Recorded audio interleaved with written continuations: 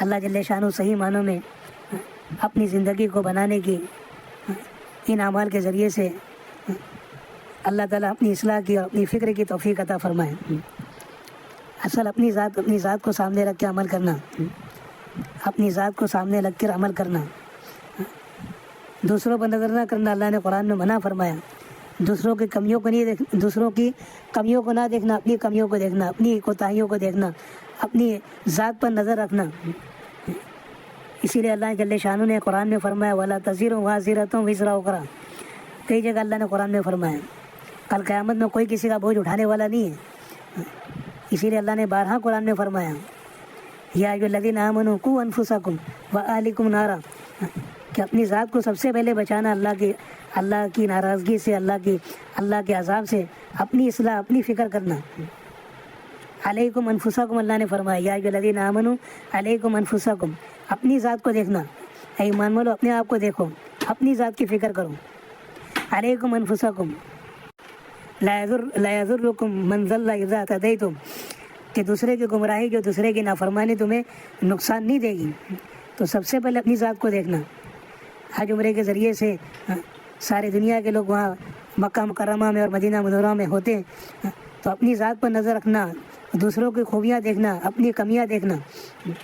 اسی لیے اللہ جل شانہ نے بارہا اس کو قرآن میں فرمایا کہ اپنی ذات کو دیکھنا، سب سے پہلے اپنی ذات کو بچانا۔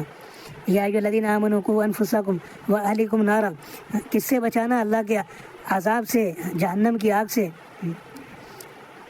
وہ جہنم کی آگ جو جلائی جائے گی وہ انسانوں اور پتھروں سے جلائی جائے گی۔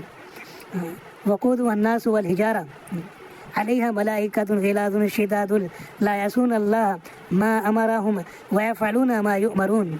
اس کے بعد اللہ جل شانہ فرما رہے جو جہنم پہ داروغہ جو ہے، محافظ جو ہے جہنم کے، وہ بڑے سخت ہیں۔ پورا ترجمہ بیان کر دوں، اے ایمان والو تم اپنے آپ کو اور اپنے گھر والوں کو دوزخ کی آگ سے بچاؤ، جس کا ایندھن آدمی اور پتھر ہے، جس پر شدید اور جن کے پاس جو ہے رحم ان کے پاس سے گزرا نہیں، وہ مضبوط، اور وہ جو ہے ان پر فرشتے متعین ہیں جو خدا کی طرح نافرمانی نہیں کرتے، اور کسی بات میں جو ان کو حکم دیا جاتا ہے اور جو کچھ ان کو حکم ملتا ہے اس کو فوراً بجا لاتے ہیں۔ اللہ جل شانہ نے فرشتوں کو نور سے بنایا۔ ان کی صفت یہ ہے کہ اللہ جل شانہ کئی جگہ قرآن عظیم میں فرشتوں کی صفات جو بیان فرمائی وہ اللہ کے حکم کے پابند ہیں۔ معصیت کا مادہ ان کے اندر اللہ نے رکھا ہی نہیں، نور سے ان کو بنایا۔ انسانوں کو اللہ نے مٹی سے بنایا، فرشتوں کو اللہ نے آگ سے، جناتوں کو اللہ جل شانہ نے آگ سے پیدا فرمایا۔ تو اللہ جل شانہ نے فرشتوں کی صفات، اللہ کی اطاعت، اللہ کی فرما برداری میں وہ انتظار کرتے، اللہ کی اطاعت میں سارے فرشتے اللہ ہی جانتے کتنے فرشتے ہیں۔ بارش کے ہر قطرے کے ساتھ ایک فرشتہ نازل ہوتا ہے۔ کتابوں میں ہے کہ بیت المعمور جو ہے بیت اللہ کے اوپر 7ویں آسمان پر بیت المعمور ہے، اس میں 70,000 فرشتے جو داخل ہوتے ہیں طواف کے لیے۔ تو جو فرشتہ طواف سے فارغ ہو جاتا ہے، 70,000 فرشتے جو داخل ہوتے ہیں، وہ 70,000 کا نمبر قیامت تک آئے گا ہی نہیں۔ اتنے فرشتے اللہ کے ہیں۔ زمین پر کوئی ذرہ، کوئی بارش ایسی نہیں جس میں اللہ کی تسبیح اور اللہ کی پاکی بیان نہ کرتے ہوں۔ تو اللہ جل شانہ جو قرآن میں فرماتے ہیں کہ اللہ فرشتوں کی تعداد اللہ ہی جاننے والے ہیں۔ اللہ جل شانہ جو والنازعات غرقا والناشطات نشطا والسابحات سبحا فالسابقات سبقا، فرشتوں کی اللہ نے صفات بیان فرمائی۔ قسم ان فرشتوں کی، ترجمہ میں اللہ جل شانہ فرما رہے ہیں قسم ان فرشتوں کی جو کافروں کی جان سختی سے نکالتے ہیں اور جو مسلمانوں کی روح آسانی سے نکالتے ہیں۔ والنازعات غرقا والناشطات نشطا والسابحات سبحا، جیسے فرشتوں کی صفات اللہ فرما رہے ہیں کہ جیسے بندھن کھول دیں، کوئی چیز کڑن میں اور گٹھن میں ہو، اس کی روح جو آسانی سے اللہ نکالتے ہیں۔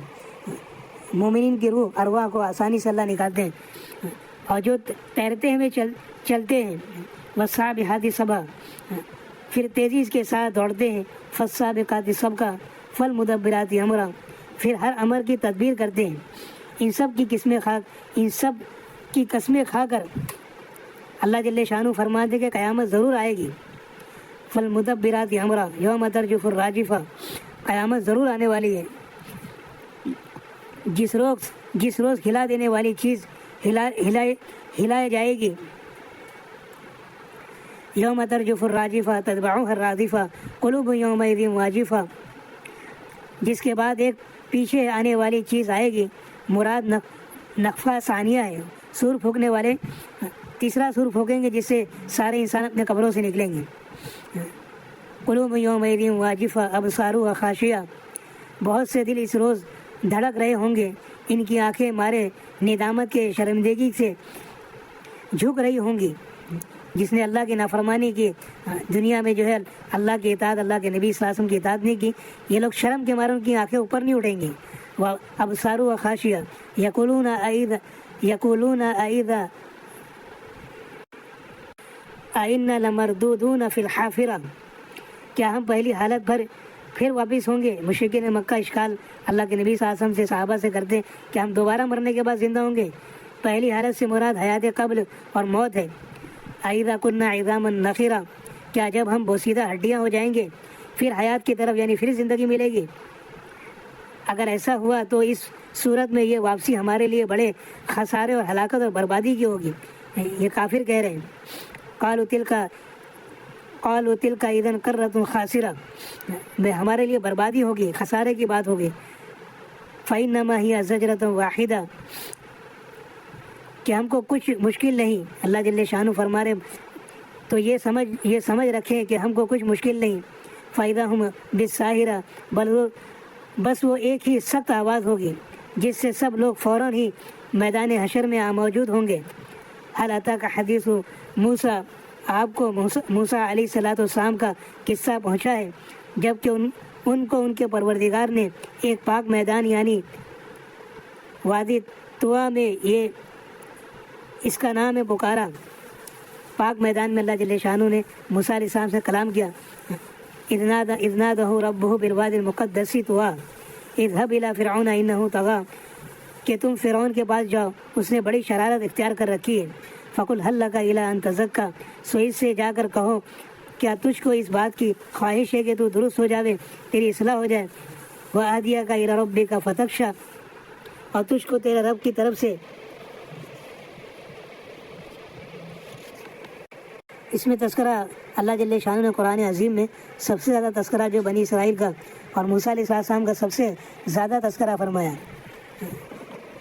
تو اللہ جل شانہ نے دعوت کا تذکرہ جو ہے فرعون کے پاس بھی بھیجا تو فرمایا کہ فقول له قولا لینا لعلہ یتذکر او یخشی، کہ فرعون کے پاس جا کے اس سے نرمی سے بات کرنا اللہ فرما رہے ہیں۔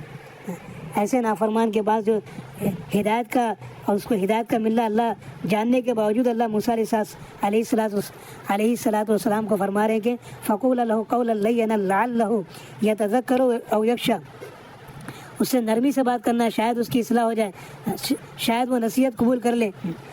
اللہ جل شانہ ایسے نافرمان کے پاس بھی موسیٰ علیہ السلام کو بھیج رہے ہیں اور ایسی نرم کلامی سے بات کرنے کہہ رہے ہیں، حکمت سے بات کہنے، دعوت دینے کے لیے کہہ رہے ہیں۔ تو دعوت دینا بڑی حکمت کے ساتھ، نرمی کے ساتھ، کسی کی اصلاح ہو نہیں سکتی سختی کے ساتھ۔ تو اللہ جل شانہ نے اپنے کلام میں فرمایا کہ جو جہنم میں داروغہ ہیں فرشتوں کے، جو اللہ نے 12 صفات جو قرآن میں ذکر فرمائی، اس میں بھی اللہ نے ذکر فرمایا والنازعات غرقا والناشطات نشطا، جو کافروں کی جان جو ہے سختی سے نکالتے ہیں اور مومنین کی جان جو ہے ایمان والوں کی ارواح جو ہے آسانیوں سے نکالتے ہیں، اور وہ اللہ کے حکم کے لیے، اللہ کا حکم جو ان کو ملتا ہے اس پر دوڑتے ہیں، وہ اللہ کی اطاعت میں۔ اور انسان کے اندر اللہ جل شانہ نے دونوں مادے رکھ دیے، اطاعت کا مادہ بھی رکھ دیا اور معصیت بھی اللہ نے رکھ دی، بگاڑ بھی اس کے اندر رکھ دیا۔ تو اس میں جو ہے انسان پر یہ مجاہدہ ہے کہ اپنی نفس کی خواہشات کو دبا کر اللہ کی اطاعت پر اپنے آپ کو لائے، یہ مجاہدہ ہے۔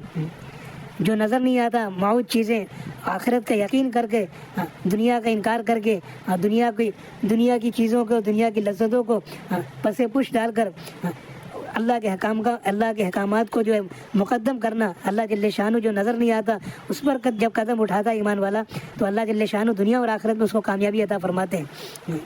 تو اللہ کے وعدوں پر یقین کر کے قدم اٹھانا، اپنے مال کو لگانا، اپنی جان کو لگانا، اللہ کے دین کے لیے مجاہدے برداشت کرنا، اس قربانی پر اور اس محنت پر، حج عمرے کے موقع پر خاص طور پر اللہ جل شانہ ہدایت سے نوازتے ہیں۔ اللہ کا وعدہ ہے جو جد و جہد کرے گا اللہ اس کو ضرور نوازیں گے۔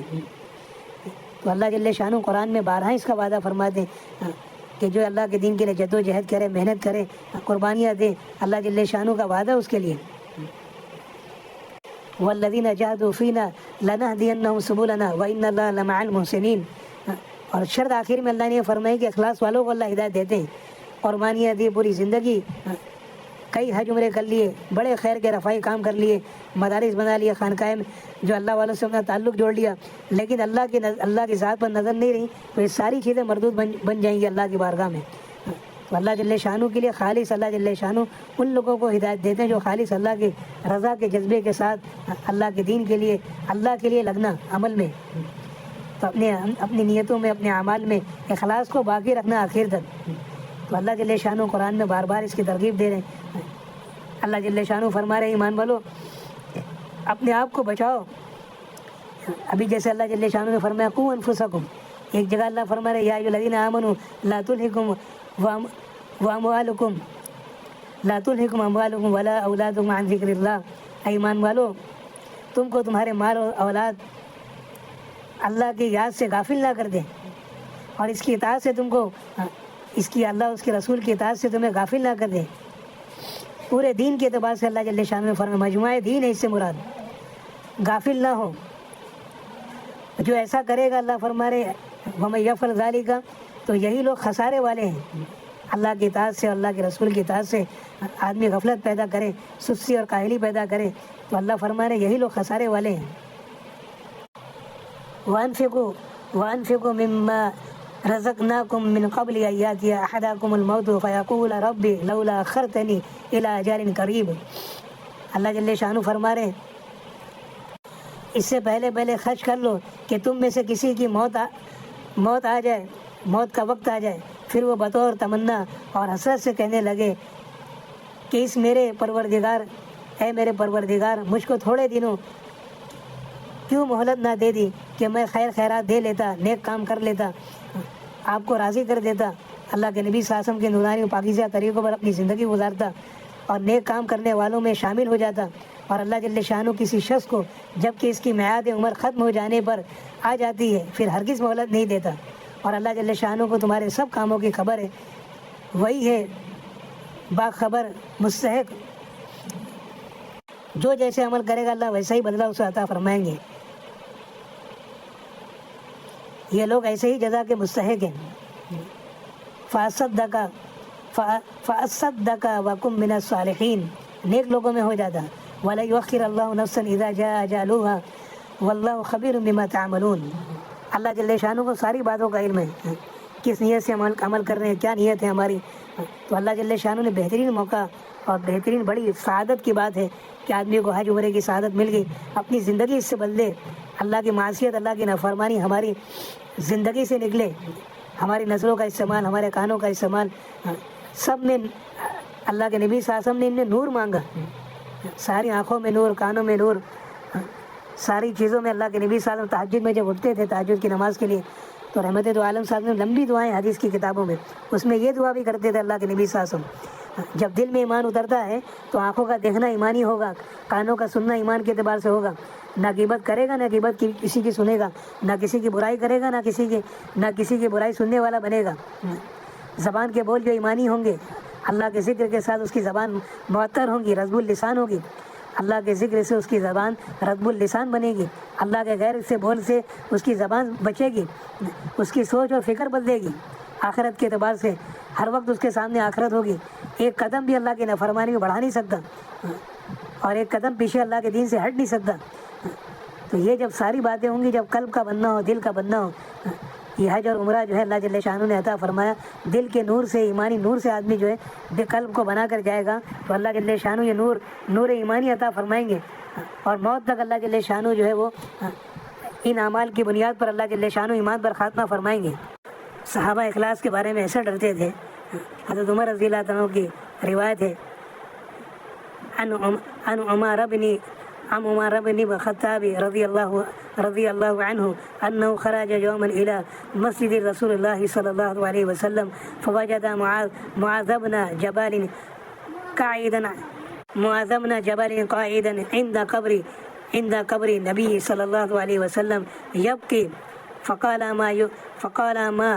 يبكيك؟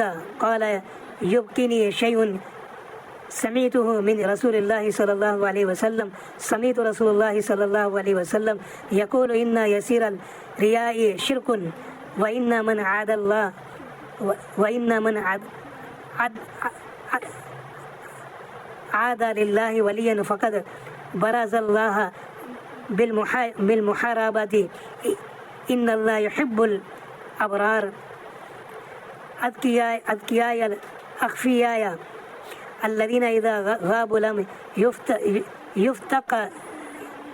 يفتقدوا إذا حضروا لم يدعوا ولم يعرفوا قلوبهم مصابيح الهدايا يخرجون من كل غبرارة مظلمة او كما قال علیہ الصلوۃ والسلام. حضرت ابن خطاب رضی اللہ تعالیٰ عنہ سے روایت ہے کہ وہ ایک دن مسجد نبوی علیہ الصلوۃ والسلام کے لیے تشریف لے گئے. دیکھا حضرت معاذ بن جبل رضی اللہ تعالیٰ عنہ رسول اللہ صلی اللہ علیہ وسلم کی قبر مبارک کے پاس بیٹھے رو رہے ہیں. حضرت عمر رضی اللہ عنہ نے پوچھا کہ آپ کیوں رو رہے ہیں؟ انہوں نے عرض کیا کہ مجھے ایک بات کی وجہ سے رونا آ رہا ہے جو میں نے رسول اللہ صلی اللہ علیہ وسلم نے سنی تھی. آپ صلی اللہ علیہ وسلم نے ارشاد فرمایا تھا کہ تھوڑا سا دکھاوا بھی شرک ہے، اور جس شخص نے اللہ جل شانہ کے کسی دوست سے دشمنی کی تو اس نے اللہ جل شانہ کو جنگ کی دعوت دی. اور بے شک اللہ جل شانہ ایسے لوگوں سے محبت فرماتے ہیں جو نیک ہوں، متقی ہوں، اور ایسے چھپے ہوئے ہوں کہ جب وہ موجود نہ ہوں تو ان کو تلاش نہ کیا جائے، اور اگر موجود ہوں تو نہ انہیں بلایا جائے اور نہ انہیں پہچانا جائے.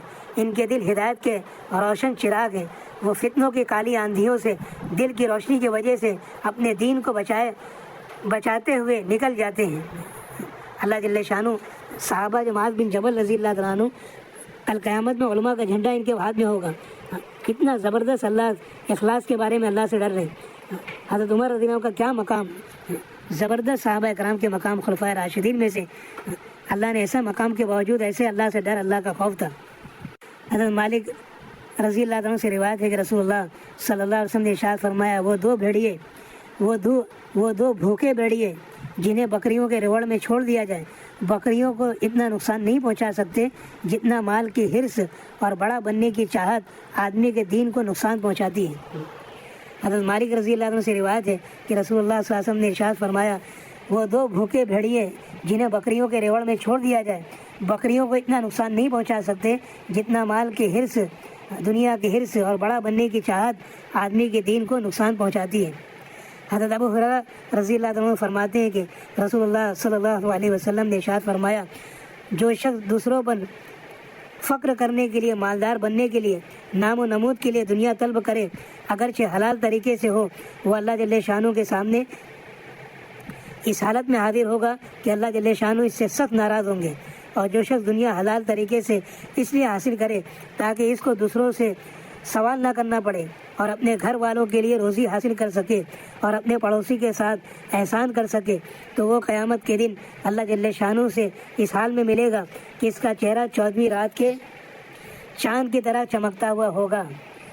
دنیا حاصل کرنا دنیا کے لیے نہیں بلکہ دنیا اللہ کی رضا کے لیے حاصل کرنا، تو اللہ جل شانہ کل قیامت میں اس کا چہرہ 14ویں رات کے چاند کی مشاہدہ اٹھائیں گے. حضرت حسن رحمۃ اللہ علیہ روایت کرتے ہیں کہ رسول اللہ صلی اللہ علیہ وسلم نے ارشاد فرمایا جو کوئی بندہ بھی کوئی بیان کرتا ہے تو اللہ جل شانہ ضرور اس سے اس بیان کے بارے میں پوچھیں گے کہ اس بیان کرنے سے اس کا کیا مقصد اور کیا نیت تھی. حضرت جعفر رحمۃ اللہ علیہ نے فرمایا کہ حضرت مالک بن دینار رحمۃ اللہ علیہ جب اس حدیث کو بیان فرماتے تو اس قدر روتے کہ ان کی آواز بند ہو جاتی. پھر فرماتے کہ لوگ سمجھتے ہیں کہ تمہارے سامنے بیان کرنے سے میری آنکھیں ٹھنڈی ہوتی ہے، یعنی میں بیان کرنے سے خوش ہوتا ہوں. مجھے معلوم ہے کہ اللہ جل شانہ قیامت کے دن یقیناً مجھ سے پوچھیں گے کہ اس بیان کرنے سے تیرا کیا مقصد تھا. اتنا صحابہ اور تابعین رہتے تھے. حضرت ابن عباس رضی اللہ تعالیٰ عنہ سے روایت ہے کہ رسول اللہ صلی اللہ علیہ وسلم نے ارشاد فرمایا جو شخص لوگوں کو خوش کرنے کے لیے اللہ جل شانہ کو ناراض کرتا ہے تو اللہ جل شانہ اس پر ناراض ہو جاتے ہیں اور ان لوگوں کو بھی ناراض کر دیتے ہیں جنہیں اللہ جل شانہ کو ناراض کر کے خوش کیا تھا. اور جو شخص اللہ جل شانہ کو خوش کرنے کے لیے لوگوں کو ناراض کرتا ہے تو اللہ جل شانہ اس سے خوش ہو جاتے ہیں اور ان لوگوں کو بھی خوش کر دیتے ہیں جن کو اللہ جل شانہ کو خوش کرنے کے لیے ناراض کیا تھا، یہاں تک کہ ان ناراض ہونے والے لوگوں کی نگاہ میں اس شخص کو اچھا فرما دیتے ہیں، اور اس شخص کے قول اور عمل کو ان لوگوں کی نگاہ میں مزین کر دیتے ہیں۔ اللہ تعالیٰ حدیث مبارکہ کو ہمیں اور پوری امت کو سمجھنے کی توفیق عطا فرمائے، اور اللہ کی رضا کو اور اللہ کی مرضیات کو، رحمت دو عالم صلی اللہ علیہ وسلم کی مرضیات کو سامنے رکھ کر زندگی گزارنے کی توفیق عطا فرمائے۔ لوگوں کے لیے جو عمل، نام و نمود کے لیے، لوگوں کو خوش کرنے کے لیے جو عمل کریں گے، اللہ اس کے رسول کو معصیت و نافرمانی کر کے کبھی زندگی میں اللہ جل شانہ نہ دنیا میں اس کا بدلہ دیں گے نہ آخرت میں دیں گے، اللہ ذلیل کر کے رہیں گے اس کو۔ اور اللہ اس کے رسول کو حکم کو سامنے رکھ کر شادی بیاہ کا موقع ہو یا جو بھی عمل ہو زندگی کا، جو بھی ہمارے سامنے حالات ہوں، اللہ اس کے رسول کے حکموں کو سامنے رکھ کے زندگی گزاریں گے تو اللہ جل شانہ دنیا میں بھی عزت دیں گے، جیسے حدیث میں اللہ نے اللہ کے نبی صلی اللہ علیہ وسلم نے بیان فرمایا، اور اللہ بھی اس سے راضی ہو جائیں گے، اور اللہ جب راضی ہو جائیں گے تو اللہ جل شانہ مخلوق کو بھی راضی کر دیں گے، لوگوں کو بھی راضی کر دیں گے۔ اللہ جل شانہ میں توفیق عطا فرمائے، اللہ کی رضا کے جذبے کے ساتھ سارے عمل کی توفیق عطا فرمائے، اللہ کے نبی صلی اللہ علیہ وسلم کے مبارک طریقوں کو سامنے رکھ کر زندگی گزارنے کی توفیق عطا فرمائے۔ اسی لیے اللہ حدیث میں آتا ہے، من کان للہ کان اللہ لہ، جو اللہ کا ہو جاتا ہے اللہ جل شانہ اس کو اپنا بنا لیتے ہیں۔ تو اللہ کی رضا، اللہ کی خوشنودی سامنے رکھ کر زندگی گزارنا۔ بے شمار حدیثیں اخلاص کے بارے میں حضرت ابو ہریرہ رضی اللہ تعالیٰ عنہ روایت کرتے ہیں، رسول اللہ صلی اللہ علیہ وسلم نے ارشاد فرمایا، آخر زمانے میں کچھ ایسے لوگ ظاہر ہوں گے جو دین کی آڑ میں دنیا کا شکار کریں گے، بھیڑیوں کی نرم خال کا لباس پہنیں گے، بھیڑوں کی نرم خال کا لباس پہنیں گے تاکہ لوگ انہیں دنیا سے بے رغبت سمجھیں۔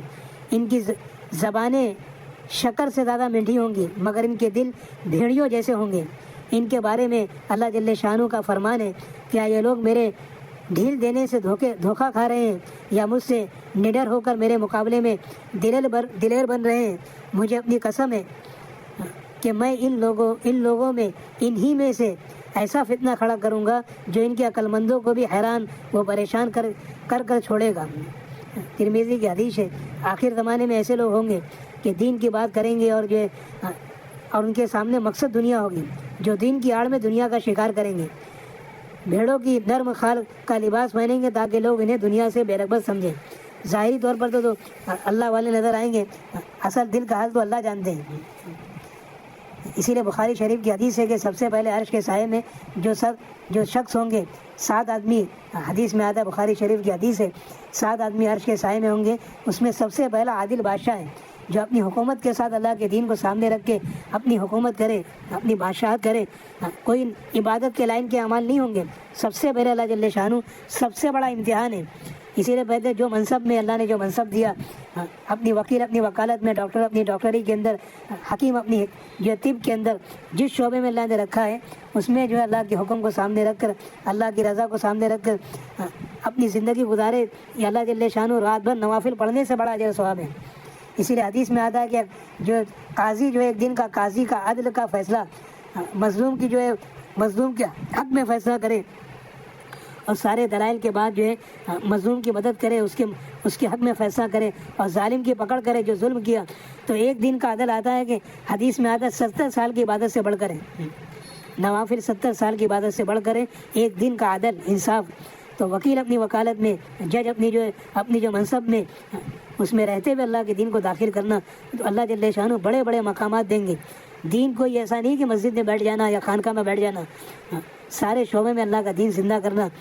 اللہ جل شانہ بخاری شریف کے جو حدیث ہے 7 آدمی ہوں گے، اس میں سب سے پہلا شخص جو عادل بادشاہ ہے۔ اللہ جل شانہ ہمیں دین کی صحیح سمجھ عطا فرمائے، اور سارے اللہ نے جو سبب ہمیں دیا ہے دنیاوی اعتبار سے، اس میں اللہ کے حکموں کو سامنے رکھ کے زندگی گزارنا، ہر عمل میں اخلاص پیدا کرنا۔ عن ابن سعید ابن ابی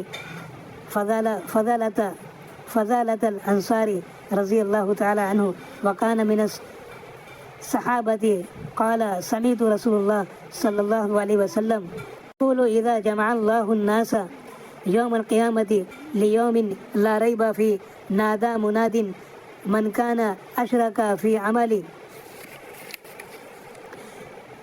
عامله لله احدا فليطلب ثوابه من عند غير الله فإن الله فإن اللہ اغنى الشركاء عن الشرك۔ ابو سعید بن ابی فضالہ رضی اللہ تعالیٰ عنہ فرماتے ہیں کہ میں نے رسول اللہ صلی اللہ علیہ وسلم کو یہ ارشاد فرماتے ہوئے سنا، جب اللہ جل شانہ قیامت کے دن جس کے آنے میں کوئی شک نہیں سب لوگوں کو جمع فرمائیں گے، تو ایک پکارنے والا پکارے گا، جس شخص نے اپنے کسی عمل میں جو اس نے اللہ جل شانہ کے لیے کیا تھا کسی اور کو بھی شریک کیا تو وہ اس کا ثواب اسی دوسرے سے جا کر لے لے، کیونکہ اللہ جل شانہ شرکت میں سب شرکا سے زیادہ بے نیاز ہے۔ اللہ جل شانہ شرکت میں سب شرکا سے زیادہ بے نیاز ہے۔ اس کا مطلب یہ ہے کہ جس طرح اور شرکا اپنے ساتھ کسی کی شرکت قبول کر لیتے ہیں، اللہ جل شانہ اس طرح ہرگز کسی کی شرکت گوارا ہی نہیں کرتے۔ دنیا والے انسان جو ہے شرکت جو ہے پسند کرتے ہیں، اللہ جل شانہ کی غیرت یہ ہے کہ اللہ تعالیٰ کسی عمل میں اور کسی اعتبار سے بھی اللہ تعالیٰ اپنے شریک کو پسند نہیں کرتے، خالص اللہ کے لیے عمل کرنا۔ تو تجارت کے اندر بھی اپنے معاملات کے اندر بھی جو بھی سبب اللہ نے ہمیں دنیا میں عطا فرمایا، زراعت ہے، زراعت کے ساتھ ملازمت کے ساتھ اور جو اللہ نے تجارت کے ساتھ اللہ کے حکم کو سامنے رکھ کے زندگی گزاریں گے تو یہ سبب ہمارے لیے دنیا اور آخرت کے بننے کا ذریعہ بنے گا۔ اسی لیے اللہ نے قرآن میں جو تاجروں کی تعریف فرمائی، رجال اللہ تلہیہم تجارت ولا بیع عن ذکر اللہ، اللہ فرما رہے جو ہے ایسے یہ تاجر ہیں جن کو خریدنا اور بیچنا اللہ کی یاد سے غافل نہیں کرتا۔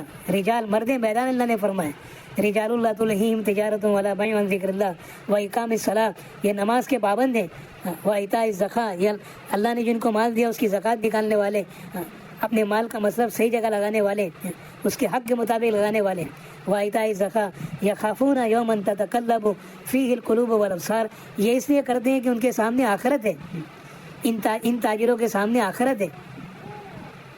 یہ ایسے دن کی پکڑ سے ڈرتے ہیں جس دن دل اور آنکھیں پلٹ جائیں گی۔ اللہ جل شانہ میں صحیح طور پر آخرت کا استعداد نصیب فرمائے۔ اپنی تجارتوں کے اندر، اپنی ملازمت کے اندر، زراعت کے اندر اللہ نے جو بھی سبب دیا، اپنی جو طب کے اندر اللہ نے کسی کو جو محنت کر کے سب سے بڑا جو امت کے لیے سب سے بڑی جو خلق کی خدمت ہے وہ طب کا پیشہ ہے، ڈاکٹر بننا۔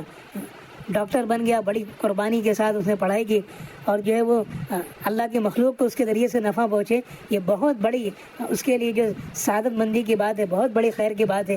کسی کو اس کے ذریعے سے اللہ شفا عطا فرما دے، شفا تو اللہ ہی دیتے ہیں، لیکن اللہ جل شانہ نے دنیا کو سبب کے ساتھ چلایا، ان سبب کو اختیار کرنا۔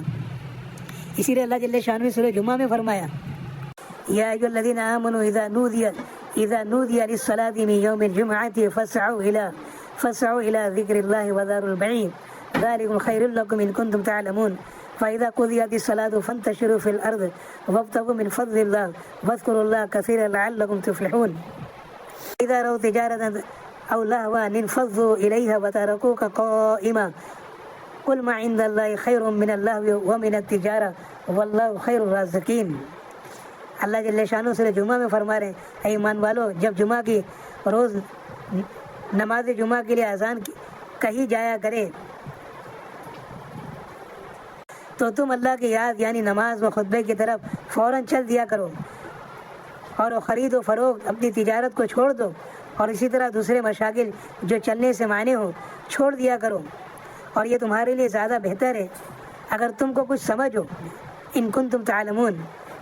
فَإِذَا قُضِيَتِ الصَّلَاةُ فَانتَشِرُوا فِي الْأَرْضِ، اللہ جل شانہ فرمانا جب نماز سے فارغ ہو جاؤ تو اپنی تجارت میں جب نماز سے فارغ ہو چکو تو اس وقت تم کو اجازت ہے کہ تم زمین پر چلو پھرو اور اللہ جل شانہ کی روزی کو تلاش کرو۔ اللہ جل شانہ نے دنیا جو چلائی ہے وہ سبب کے ساتھ چلائی ہے۔ اللہ تعالیٰ قرآن میں حکم دے رہے ہیں کہ نماز سے فارغ ہونے کے بعد اپنی روزی تلاش کرو، زمین پر چلو پھرو۔ وابتغوا من فضل اللہ واذکروا اللہ، اللہ فرما رہے کہ اپنی تجارت میں، اپنے مشاغل میں، ڈاکٹر اپنی ڈاکٹری کے اندر، اور ایک جج جو اپنی عدالت کے اندر، اور ایک وکیل اپنی وکالت کے ساتھ، جو بھی شعبہ اللہ نے دیا اس میں بھی اللہ کو بکثرت یاد کرتے رہو، اللہ کا ذکر اس میں کرتے رہو، اللہ سے غافل مت ہو۔ واذکروا اللہ کثیرا لعلکم تفلحون، تاکہ تم کامیاب ہو جاؤ، فلاح پا جاؤ۔ وَإِذَا رَأَوْا تِجَارَةً أَوْ لَهْوًا انفضوا إِلَيْهَا وَتَرَكُوكَ قَائِمًا، اور بعض لوگوں کو خیال ہے کہ وہ لوگ جب کسی تجارت یا مشغولی کی چیز کو دیکھتے ہیں تو وہ اس طرح دوڑنے لگتے ہیں۔ آخر میں اللہ جل شانہ نے فرمایا واللہ خیر الرازقین، اور اللہ سب سے اچھا، سب سے بہتر روزی دینے والے ہیں۔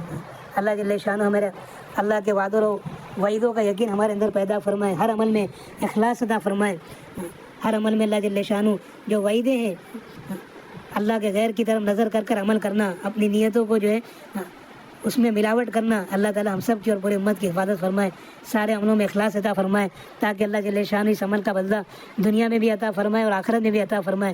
سب سے پہلا بدلہ اللہ جل شانہ نے اکثر جگہ دنیا کا فرمایا، اسی لیے رحمت دو عالم صلی اللہ علیہ وسلم کو فرمایا وَأْمُرْ أَهْلَكَ بِالصَّلَاةِ وَاصْطَبِرْ عَلَيْهَا لَا نَسْأَلُكَ رِزْقًا نَحْنُ نَرْزُقُكَ وَالْعَاقِبَةُ لِلتَّقْوَىٰ۔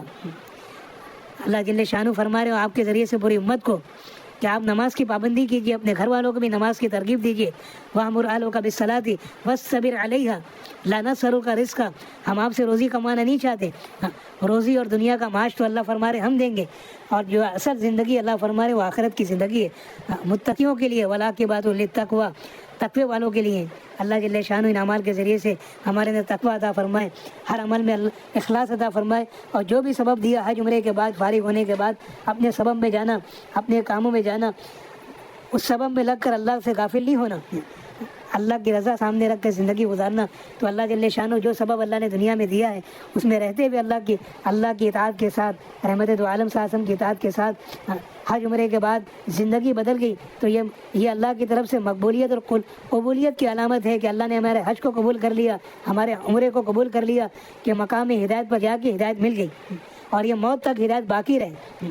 اس کے لیے جو اعمال کرتے رہنا، اعمال میں آگے بڑھنا۔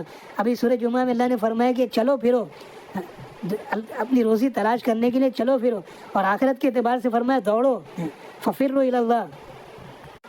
دنیا کے اعتبار میں فرمایا اللہ جل شانہ نے دنیا کے اعتبار سے کہ فانتشروا فی الارض، اللہ فرما رہا زمین پر چلو پھرو، اپنی روزی تلاش کرو۔ لیکن اس میں جو اللہ فرما رہے کہ اللہ سے غافل نہ ہو، جیسے میں نے چند آیتیں پڑھی، بنی اسرائیل کی آیت تھی، اللہ جل شانہ رجال لا تلہیہم تجارتوں، اس میں فرما رہے کہ مرد میدان ہے، تو دنیا کے اسباب میں لگتے ہوئے اللہ کو راضی، اللہ کی رضا سامنے رکھ کر، اللہ اس کے رسول کی اطاعت سامنے رکھ کے زندگی گزاریں گے۔ تو ہمارے اسلاف کی مستقل علماء نے کتابیں لکھی اپنی تجارتوں کے اندر کیسا اللہ کو راضی کیا، اور کیسے اللہ کی اطاعت کی، اور اللہ نے کثیر مال عطا فرمایا، کثیر مال عطا فرمایا، اور سب جو اللہ کے دین کے لیے لگانے والے بنے، اللہ کی اطاعت میں اپنی زندگی گزارنے والے بنے، اپنی اللہ کی اطاعت کے ساتھ اپنی زندگی بنائی انہوں نے۔ تو کوئی سبب رکاوٹ نہیں بنا ان کے لیے، نہ تجارت بنی، نہ ملازمت بنی، نہ کاشتکاری بنی، سارے سبب میں لے کے اللہ کے استدار کے ساتھ اپنی زندگی گزاری۔ بے شمار فضائل کتابوں کے اندر لکھا ہے، علماء نے لکھے کیسی ان کی پاک تجارت تھی۔ امام اعظم رحمۃ اللہ علیہ، حنبلی امام صاحب رحمۃ اللہ علیہ کی بڑی تجارت تھی، دکان تھی حضرت کی، امام اعظم رحمۃ اللہ علیہ زبردست، اللہ نے ان کو تقویٰ عطا فرمایا۔ ہمارے اکابرین میں صحابہ کی جماعت کو انہوں نے دیکھا، زبردست ان کے تقوی کے فضائل رحمۃ اللہ علیہ، علماء نے بے شمار کتابیں لکھی ہیں، زبردست تقویٰ، زبردست جو ہے اپنی تجارت کے ساتھ اور علم حاصل، اور اللہ نے دین کا بڑا کام لیا، ان سے بڑی قربانیاں اللہ جل شانہ نے دی، بڑا تقویٰ، 30 سال 40 سال الگ الگ روایتیں ہیں کہ عشاء کی وضو سے فجر کی نماز پڑھی، کیسا زبردست حضرت کا تقویٰ تھا، کیسی زندگی تھی ان کی۔ رمضان میں 63 قرآن جو پورا کرتے تھے حضرت، بے شمار فضائل علماء نے لکھے۔ تو ایسی تقوی والی زندگی تھی اپنی تجارت کے ساتھ، اور علم کا اتنا بڑا کام اللہ جل شانہ نے امام اعظم رحمۃ اللہ علیہ سے لیا، زبردست کام لیا۔ ان کے شاگرد امام مالک رحمۃ اللہ علیہ، امام مالک کے شاگرد امام شافعی رحمۃ اللہ علیہ، امام شافعی رحمۃ اللہ علیہ کے شاگرد امام احمد بن حنبل رحمۃ اللہ علیہ، یہ چاروں مسلک اور چاروں مذہب، یہ ساری سنتیں اللہ جل شانہ نے، ساری سنتوں کو اللہ نے 4 اماموں کے ذریعے سے اللہ نے امت نے باقی رکھی، ساری سنتیں، رفع دین، آمین بن جہر، تو سارے چاروں اماموں کے نزدیک نیت باندھنے سے لے کے سلام پھیرنے تک نماز کے 2 رکعتوں کے اندر تقریباً 200 مسائل اختلافی ہیں۔ تو علماء نے بات دیکھی کہ اللہ جل شانہ نے چاروں امام کے ذریعے سے اللہ جل شانہ نے رحمت دو عالم صلی اللہ علیہ وسلم کی ساری سنتوں کو باقی رکھا، ساری سنتوں کو اللہ نے جاری کر دیا. اللہ جل شانہ صحیح طور پر جس مذہب سے ہم تعلق رکھتے ہیں اس میں جو ہے اپنے مذہب کی اپنے علماء کی تحقیق کر کے مالکی مسلک کے اعتبار سے ہو, شافعی مسلک کے اعتبار سے ہو, حنبلی مسلک کے اعتبار سے ہو. اس وقت جو مسلح ہے مکہ مکرمہ میں اور مدینہ منورہ میں وہ حنبلی مسلک ہے. شاہ عبد القادر رحمۃ اللہ علیہ پیران پیر ولیوں کے سرتاج حضرت رحمۃ اللہ علیہ کا جو مذہب تھا وہ حنبلی مسلک کے تھے. شاہ عبد القادر جیلانی رحمۃ اللہ علیہ کا مسلک جو تھا حنبلی تھا. تو حضرت سے اللہ نے زبردست کام لیا. اس وقت جو مسلح ہے حنبلی مسلک ہے. تو جس مذہب سے ہمارا تعلق ہے حنبلی, شافعی, مالکی, حنفی, ان کی تحقیق کر کے ان سارے عمل کو کرنا, خاص طور سے حج عمرے کے موقع پر دیکھا دیکھی عمل نہیں کرنا. وہ جیسے نماز پڑھ لے, وہ جیسے طواف کر رہے ہیں, وہ صحیح کس طرح کر رہے ہیں, صحیح کا عمل ہو چاہے جتنے عمل ہیں وہ سارے عمل جان کر تحقیق کر کے. عمرے میں تو عمرہ آدمی کرنے جائے تو زیادہ جو مسائل نہیں ہوتے, زیادہ عمل نہیں ہوتا, مختصر عمل ہے عمرے کے مواقع پہ. حج میں تو سارے مسائل ہیں. اگر ایک عمل بھی چھوٹ گیا, فرائض چھوٹ گئے تو دم دینا پڑے گا اور وہ حج مقبول نہیں بنے گا اللہ کی بارگاہ میں, نہ عمرہ مقبول بنے گا. اسی لیے مسائل کو جاننا, جس مسلک سے ہمارا تعلق ہے, جس مذہب سے ہمارا تعلق ہے, اس کی تحقیق کر کے سارا علم جان کر وہاں پہنچنا. تو انشاءاللہ یہ حج عمرے صحیح طور پر ہمارا حج عمرہ ہوگا. واپسی میں اللہ جل شانہ ہدایت سے نوازیں گے اور اپنی زندگی, پوری زندگی جو شعبہ اللہ نے دیا, جو اللہ جل شانہ نے قرآن میں فضائل فرمائے, اور انشاءاللہ اللہ کے نبی صلی اللہ علیہ وسلم نے جو فضائل تاجروں کے فرمائے کہ امانت دار تاجر, امین تاجر, اللہ کے رسول صلی اللہ علیہ وسلم نے شہادت کی انگلی اور 20 کی انگلی کو جو ملا کر فرمایا کہ اس طرح کل قیامت میں میرے ساتھ ہوں گے. تو تاجر آدمی ہر وقت امتحان میں ہوتا ہے, ہر وقت امتحان میں, آزمائش میں ہوتا ہے. جھوٹ بولنے پر لاکھوں کا نفع ہوتا ہے, جھوٹ بولنے پر, دھوکہ دینے پر اور سچ بولنے پہ جو ہے وہ نقصان نظر آ رہا ہے, کمی نظر آ رہی ہے. لیکن وہ اللہ کے حکم کو سامنے رکھ کر امانت داری کے ساتھ جو اپنی تجارت میں اللہ کے حکم کے ساتھ, رحمت دو عالم صلی اللہ علیہ وسلم کے طریقے کے ساتھ اپنی تجارت میں اپنی زندگی گزار رہا ہے, تو اس کے مسائل کو جان کر جو ہے اپنی تجارت کر رہا ہے. تو اللہ کے نبی صلی اللہ علیہ وسلم نے فرمایا 2 انگلی کو ملا کر کہ اس طرح کل قیامت میں میرے ساتھ ہوگا. تو بڑے فضائل ہیں قرآن حدیث کے اندر تاجروں کے, عادل بادشاہ کے, اپنے منصب میں رہتے ہوئے, بادشاہت میں رہتے ہوئے, قاضی کے لیے جو فیصلہ کرنے والے, وکالت کے لیے جو صحیح فیصلے کی رہنمائی کرے, سب کے لیے فضائل ہیں. تو حج اور واپسی کے بعد جو ہے ہماری زندگی بدل رہی ہو اور ان شعبے میں اللہ کے حکم کو زندہ کریں, رحمت دو عالم صلی اللہ علیہ وسلم کے طریقے کے مطابق جب یہ اپنی زندگی گزاریں گے اپنے اسباب کے اندر, تو انشاءاللہ موت کے وقت کلمہ نصیب ہوگا. اور یہ سارے جو وسائل دنیا کے ہمارے لیے آخرت میں, دنیا اور آخرت کے بننے کا ذریعہ بنے گا, اللہ کی رضا کا ذریعہ بنے گا. اللہ جل شانہ توفیق عطا فرمائیں گے انشاءاللہ. تو آئندہ ویڈیو میں جو صحابہ کی تجارتیں تھیں صحابہ کے بعد تابع کی تجارتوں کے واقعات کتابوں میں لکھے انشاءاللہ آئندہ بیان کروں گا. اللہ ہم سب کو جو عمل کی توفیق عطا فرمائے, صحیح معنوں میں دین کی سمجھ عطا فرمائے. اسی لیے رحمت دو عالم صلی اللہ علیہ وسلم نے فرمایا من یرید اللہ خیرا یفقہہ فی الدین, اور کما قال علیہ الصلوۃ والسلام کہ اللہ جل شانہ جس کے ساتھ بھلائی کا ارادہ کرتے ہیں اس کو صحیح دین کی سمجھ عطا فرماتے ہیں. ہمارا دین جو ناقص ہے, ہم اپنے اعتبار سے دین کو سمجھ رہے ہیں. آخر میں ایک بات کہہ کے ختم کرتا ہوں کہ ایک گاؤں میں جو ہے ہاتھی آ گیا تو سارے لوگ ہاتھی دیکھنے چلے گئے. ہاتھی انہوں نے دیکھا نہیں تھا, وہ ایسا گاؤں تھا, ایسا شہر تھا. تو سب لوگ ہاتھی کو بڑے تعجب و بڑے شوق کے ساتھ ہاتھی کو دیکھنے گئے. تو اس گاؤں میں جو نابینا لوگ تھے, 4 اندھے تھے, نابینا تھے, وہ بھی ہاتھی دیکھنے چلے گئے. تو ہاتھی دیکھنے کے بعد لوگوں نے پوچھا ہاتھی کو تم نے کیسا پایا, کیسا ہاتھی تھا؟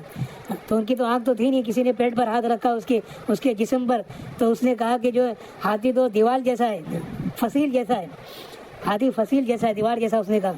دوسرے نابینا سے پوچھا کہ تم نے ہاتھی کو کیسا پایا؟ تو اس نے اس کے پیر کو پکڑا تھا ہاتھی کو, تو اس نے کہا کہ ہاتھی جو ستون جیسا ہے, پیلر جیسا ہے. تیسرے سے پوچھا کہ تم نے ہاتھی کو کیسا پایا؟ تو اس نے ہاتھی کے کان پر ہاتھ رکھا تھا, تو اس نے کہا کہ ہاتھی جو سوپ جیسا ہے. چوتھے اندھے نابینا سے پوچھا کہ ہاتھی کو تم نے کیسا پایا؟ تو اس نے کہا کہ ہاتھی, اس نے دم پکڑی تھی ہاتھی کی, تو اس نے کہا کہ ہاتھی جو رسی جیسا ہے. اللہ جل شانہ ہمیں علماء نے مثالیں دی, اللہ ہمیں صحیح سمجھ عطا فرمائے. کوئی اس بات کا برا نہ لے, علماء نے مثال دی ہے کہ ہم جو دین کے اعتبار سے ناقص ہیں, دین کی سمجھ ہمیں ناقص ہے.